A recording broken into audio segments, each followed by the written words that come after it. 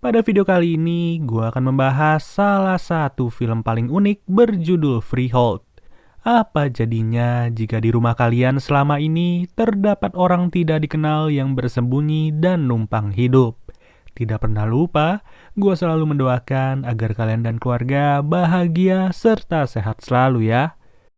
Saat film dimulai, kita langsung difokuskan kepada seorang pria yang baru saja terbangun dari tidurnya. Seperti layaknya orang normal, pria bernama Hussein ini memulai pagi hari dengan membersihkan badan terlebih dahulu dan juga sarapan setelahnya. Kalau dilihat-lihat sih, dari tampilannya, Hussein merupakan orang sibuk serta memiliki pekerjaan yang cukup elegan. Bisa dibilang, pada usia semuda itu, ia sudah berhasil menjadi pria mandiri dengan tinggal di apartemen hasil kerjanya. Namun sayang, selama ini ia sama sekali tidak sadar bahwa terdapat orang lain yang numpang hidup di apartemennya. Malahan, ia juga terbiasa memulai pagi secara normal meski melakukannya dengan cara tidak wajar. Seperti halnya ketika ia kumur-kumur menggunakan Listerine milik Hussein, gosok gigi menggunakan sikat milik Hussein, dan juga mengelap otong menggunakan handuknya Hussein. Sedangkan untuk mengisi perutnya, ia tinggal memilih makanan apa yang ingin ia makan. Kebetulan aja, pria ini lagi ngidam semangkuk sereal dengan tambahan susu sapi rendah lemak. Ya, dengan kebebasan itulah, ia pun menghabiskan waktu secara bebas sampai-sampai tertidur di ranjangnya Hussein. Lalu, Hussein yang baru saja pulang bekerja langsung mendapatkan kabar dari pacarnya, yang dimana 2 hari lagi pacarnya akan segera datang dan ia pun disuruh untuk menjemputnya di bandara. Beberapa jam setelahnya, ia pun sudah tertidur dan kesempatan itu langsung dijadikan oleh si penyusup untuk keluar dari persembunyiannya. Pokoknya selagi ada celah, maka ia akan beraktivitas semaunya sendiri tanpa diketahui oleh siapapun. Namun celakanya, kelakuan pria itu udah mulai bertambah parah ketika ia mengganti alarmnya Hussein dari jam 8 ke jam 9.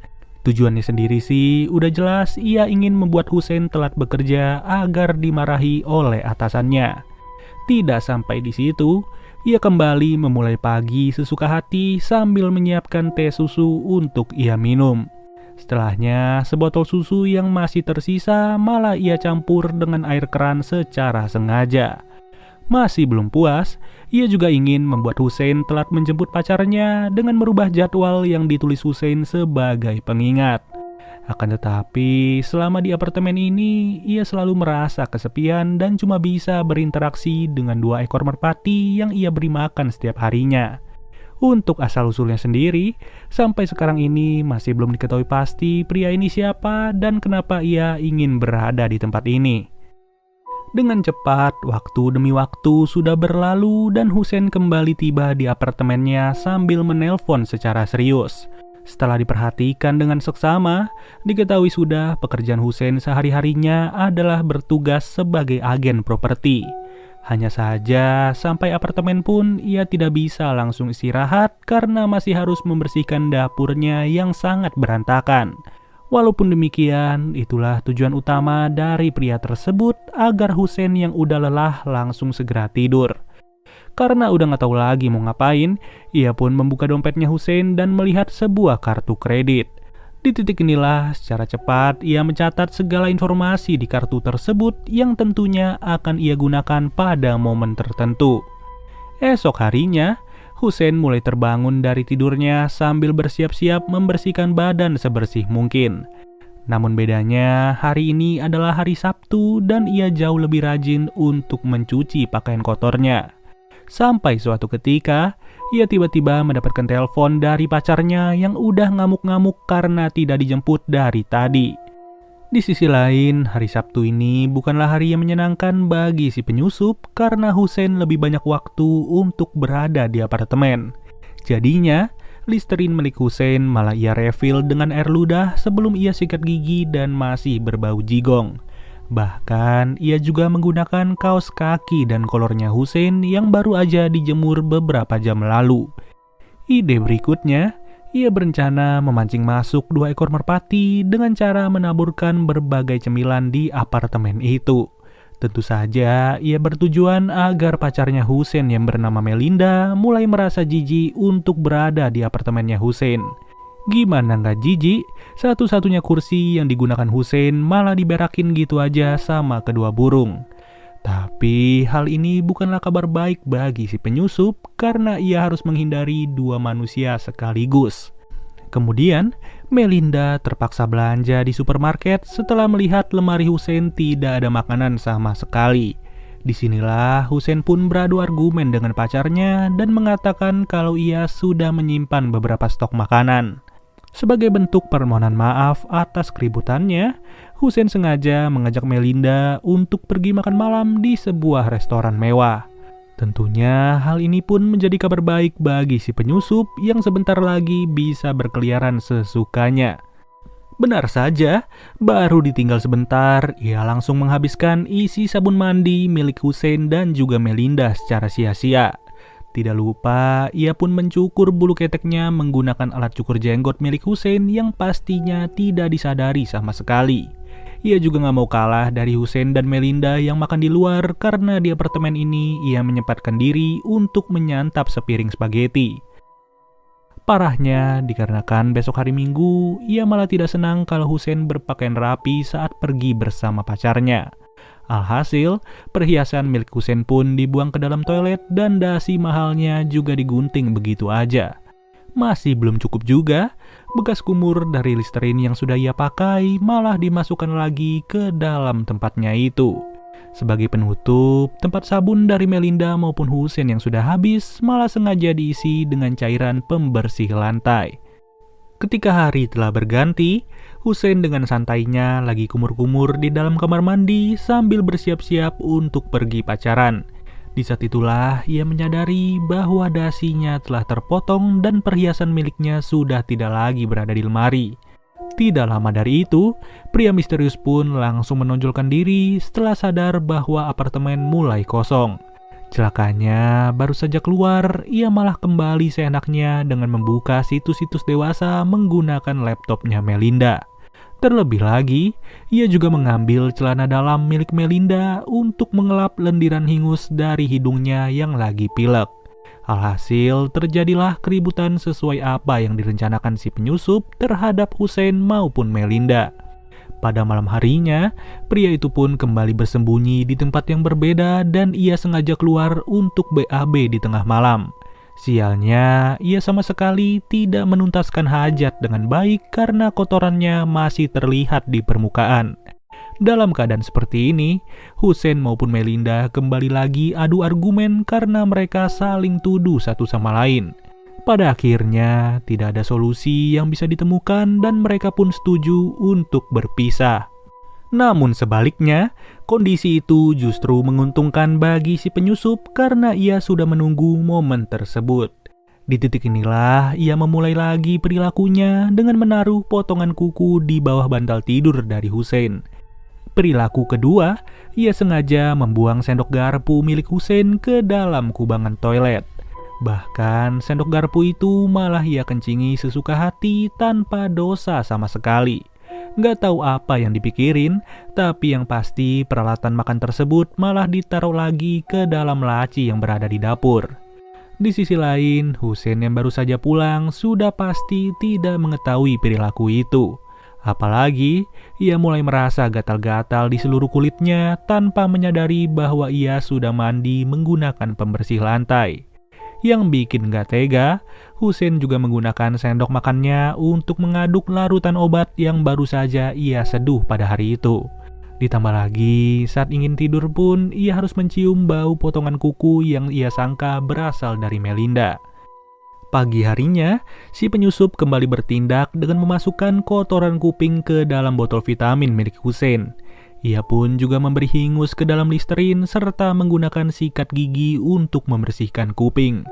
Ujung-ujungnya, dari perbuatan itu, Hussein pun mulai demam parah di malam harinya dan ia terbangun untuk meminum obat. Alhasil, si penyusup langsung terkejut dalam sekejap sampai-sampai ia bersembunyi di atas lemari.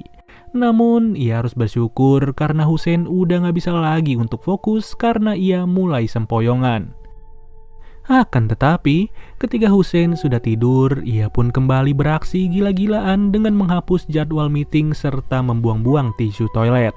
Dari perbuatannya itulah, keadaan Hussein malah semakin parah dan membuatnya tidak masuk kerja pada hari esok. Apalagi, hari-hari Hussein semakin kacau ketika terdapat 2 orang kurir yang mengantarkan sebuah freezer ke apartemennya. Bagaimana tidak, ia sama sekali tidak merasa memesan freezer tersebut, apalagi membayarnya secara kredit. Sudah dipastikan, freezer itu sengaja dipesan oleh pria misterius yang kegunaannya sendiri tidak diketahui untuk apa. Gawatnya, perbuatan orang itu sudah semakin brutal ketika ia membajak handphonenya Hussein dan mengirim gambar otong kepada atasannya. Ya benar saja, Hussein pun langsung dihampiri oleh atasannya itu yang merasa terhina akibat foto tersebut. Alhasil, Hussein tidak bisa lagi bekerja sebagai agen properti alias ia sudah dipecat saat itu juga. Setelah atasannya pergi, ia pun mulai merasa janggal ketika mendengar suara air yang sedang mengalir di ruangan dapur.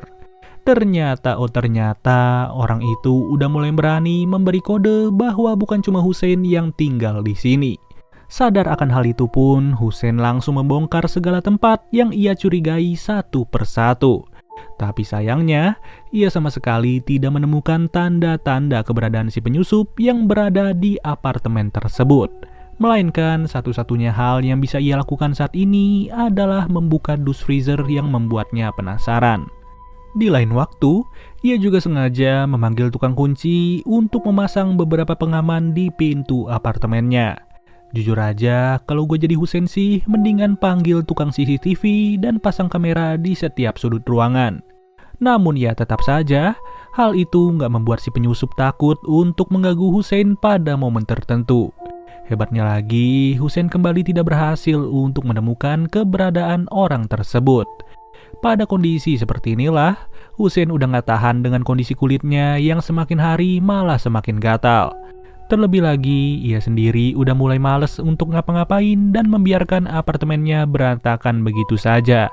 Saking malesnya, untuk makan pun ia cuma mau makan yang instan dan murah, yaitu menyetok pizza sebanyak mungkin pada saat itu.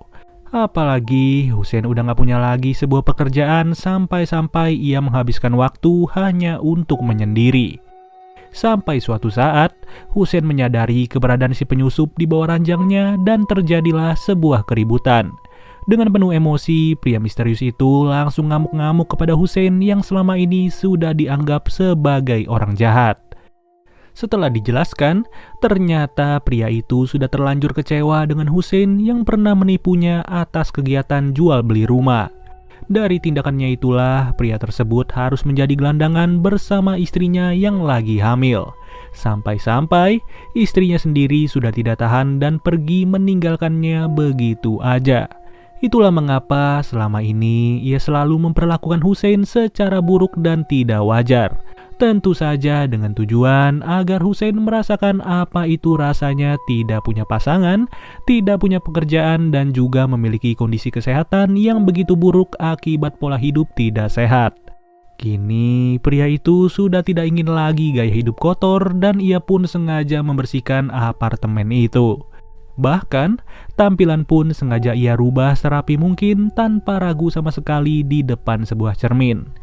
Ya, lebih tepatnya, di kondisi inilah titik balik pun sudah dimulai dan pria tersebut bersiap diri untuk mencari pekerjaan serta istri bersama anaknya.